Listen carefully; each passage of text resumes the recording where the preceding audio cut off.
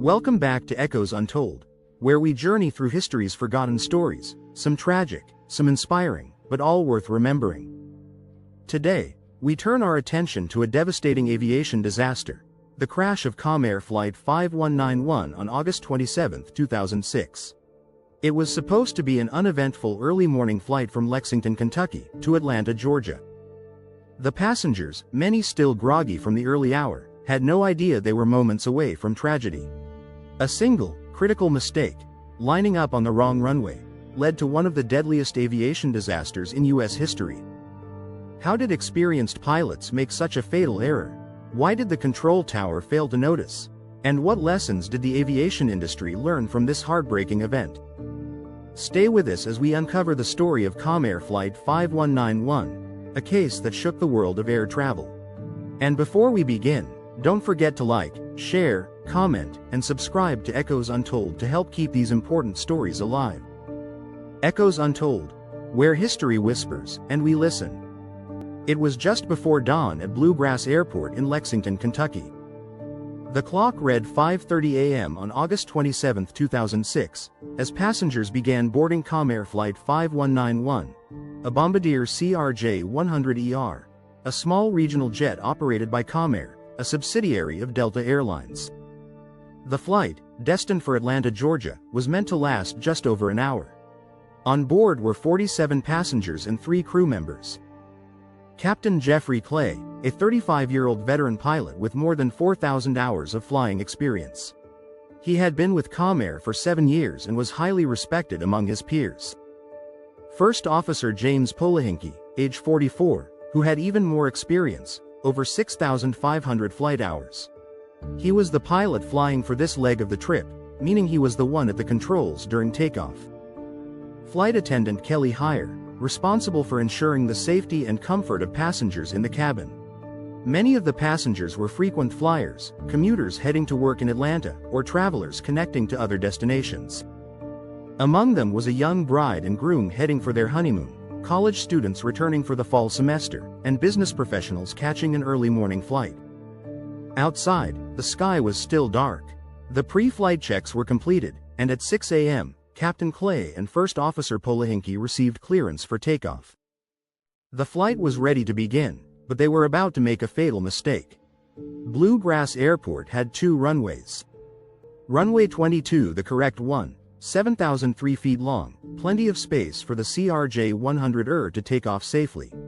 Runway 26, a much shorter 3,500-foot runway, designed only for small general aviation aircraft.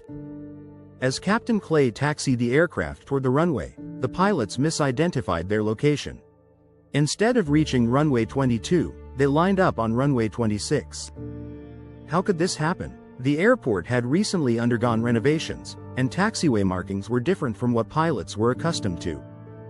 The pre-dawn darkness made visibility poor, with minimal lighting to distinguish the 2 runways. The air traffic controller working that morning was alone, responsible for both ground and tower duties, and did not visually verify the aircraft's position. The controller cleared Flight 5191 for takeoff, assuming they were lined up on the correct runway.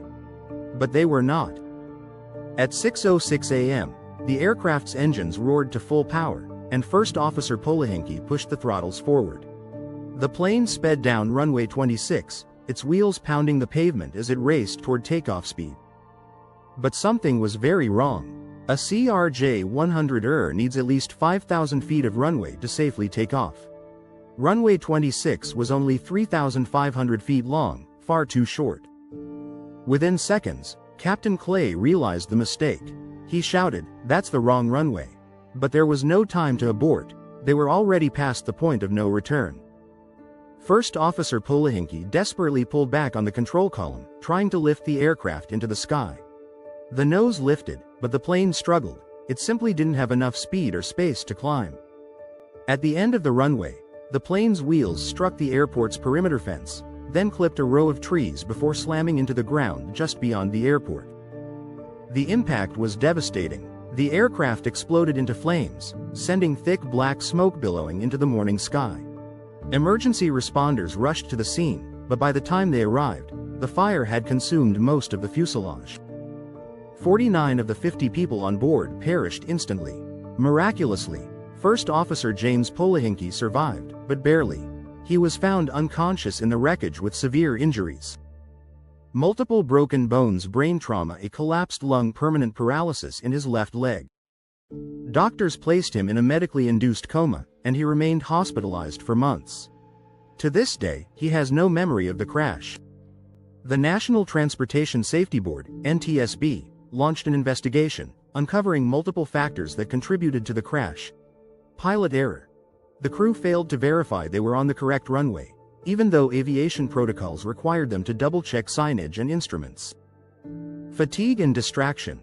The pilots had been chatting about personal topics during taxi, violating the sterile cockpit rule, which mandates focus below 10,000 feet. Air traffic controller oversight. The lone controller on duty did not visually confirm the aircraft's position before takeoff. The crash led to significant changes in aviation safety. Stricter enforcement of the sterile cockpit rule.